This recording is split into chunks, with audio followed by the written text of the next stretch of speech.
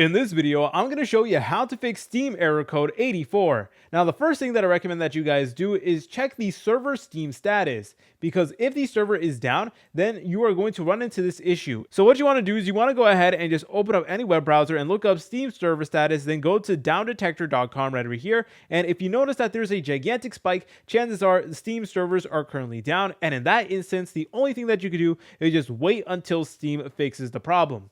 All right, but if that's not working for you, another thing that I recommend that you guys do is, first of all, close out of Steam, completely close out of it. And you may need to go to your bar right over here, then go ahead and open up your task manager. And then you want to locate Steam. And if you do see Steam, all you want to do is you want to press on end task just like that. Afterwards, you want to go ahead and locate the Steam shortcut. You want to right click on it, then you want to select on properties. Then where it says target, you want to go ahead and copy this right over here. So let's go ahead and do that. Then you want to go to the search bar and then type in run.